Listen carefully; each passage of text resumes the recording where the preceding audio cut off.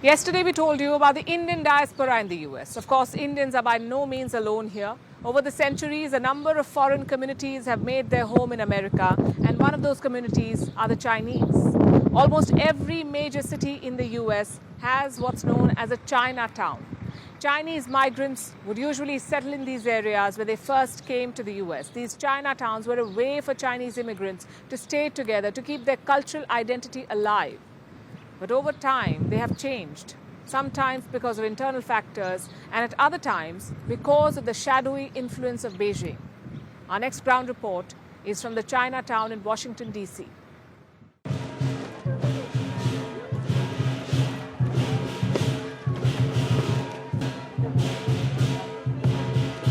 This is Washington's Chinatown. A massive friendship arch draws you in. It's about 60 feet high, with colorful dragons on the top. The streets here are very different from the rest of Washington. They look distinct. The shop fronts are more colorful. They display texts in both English and Mandarin. There's graffiti on the walls. Chinatowns in the US have existed for almost 200 years. They started popping up in the mid-1800s. The first one was built in San Francisco. The city was an unofficial entry port at the time. Thousands of Chinese citizens were leaving home. Poverty, hunger, and harsh economic conditions were forcing them out. And San Francisco gave them a new life. They found work here, in railroad construction and mining, among other fields.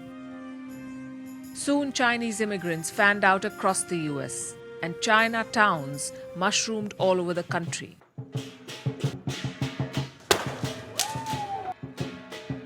The Chinese did this with little or no help from local governments. They acquired buildings. They developed business links on their own. It led to a boom in Chinatowns. The US has 50 states. At one point, it also had 50 Chinatowns. On the face of it, they may seem like just cultural hubs, a home away from home for immigrants, a safe haven, a place of comfort and security. Soon, this American model of Chinatowns was replicated across the world. Today, there are more than 100 of them in Johannesburg, in Cuba's Havana, even in Myanmar. As the network of Chinatowns grew, the Chinese community gained influence. There are more than 10 million Chinese living overseas. This makes them an important voting bloc and an influential voice. The Communist Party sees that too. They want to tap into this influence. So Beijing decided to keep an eye on Chinatowns. It started secret police stations in these overseas settlements. One was recently busted in New York. In April, the local police arrested 2 men. Turns out they operated this secret police station. It was inside Manhattan's Chinatown, inside an office building. In at least one case, this outpost helped Beijing locate a pro-democracy activist. Going by recent statements, such secret police stations exist in more than 50 countries. And in many instances, Chinese spies have set up shop in local Chinatowns. Chinatowns were supposed to be symbols of cultural unity, but they're increasingly losing their identity. The shock of the pandemic and the rapid changes in urban spaces have forced many of the original inhabitants out. Also, China's increasing efforts at meddling in the affairs of others have put these settlements at risk. Chinatowns now run the risk of becoming pawns in a larger geopolitical game. Now, as you know, we are in Washington, D.C. It's the capital of the United States of America. It's a country that calls itself the world's oldest democracy. But the seat of power in this democracy has a dark past. Washington, D.C., like a lot of other American cities, was built on blood, sweat, and tears. Not just of the American revolutionaries, but also of slaves. Yes, the capital of the US, a country that styles itself as the leader of the free world, was built on the backs of the enslaved. Our next ground report looks at Washington's troubling trysts with slavery. If you take a stroll around Washington, D.C., you'll see how the past and the present converge. How old and historic sites stand next to modern structures. Some of these buildings are stories written in stone. This is the Martin Luther King Jr. Memorial, dedicated to the civil rights activist. He's the first African American to have a memorial in his name in this part of the capital. This is prime real estate. It's reserved for former presidents and war heroes. Martin Luther King Jr.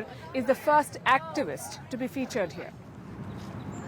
If you explore the neighborhood, you'll see that he has august company. But this city has a difficult and painful past. Many of these landmarks were built by slaves. Like the White House, it has a long history of employing slaves. The tales of the slaves at the White House are narrated here. This is a historical record of payments made by the White House to slave owners. They did not just build the presidential housing, they also served at least 10 presidents while they lived there. A former First Lady spoke about this. I wake up every morning in a house that was built by slaves.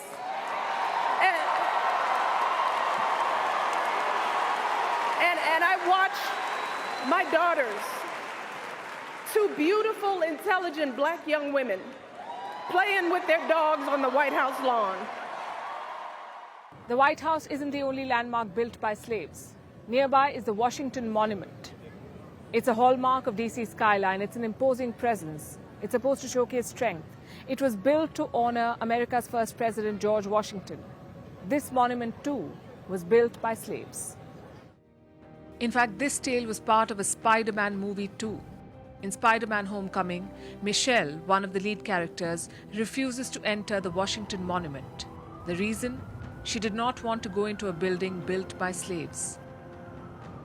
Washington's skyline has another such story. This statue on top of the US Capitol. Americans call it the Statue of Freedom. Ironically, it was built by a slave. His name was Philip Reed. Reed was paid $1.25 a day to cast this 19-foot bronze statue. It features a woman holding a sword and a laurel wreath. As Martin Luther King once said, the arc of the moral universe is long, but it bends towards justice. Eventually, the slaves of Washington did get justice. And this is their legacy, a city that champions freedom, built on the foundations of their suffering. And now it's time for Vantage shots, images that tell the story. A submarine that went to explore the Titanic wreckage has gone missing. A British billionaire is one of the tourists on board. The US and Canada have launched a search operation. In the US, Kilauea, the second largest volcano in Hawaii, is erupting again. And a massive fire broke out in Germany's largest amusement park. And finally, what makes the 20th of June significant? We're taking you back in history. On this day in 2001, General Pervez Musharraf declared himself as Pakistan's president. He replaced the country's president, Rafiq Tarar. This happened 2 years after Musharraf seized power for Prime Minister Nawaz Sharif in a military coup. We're leaving you with that. Thanks for watching. We'll see you tomorrow from here, Washington, D.C.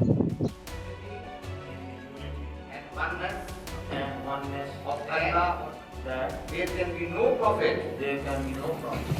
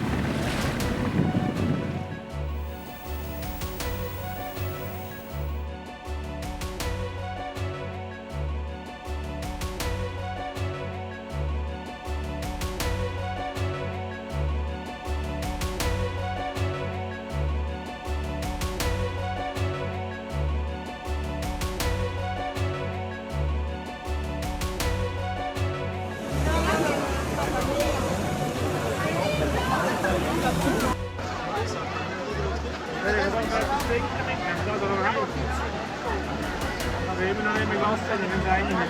Oh, sie leckt mich aber was.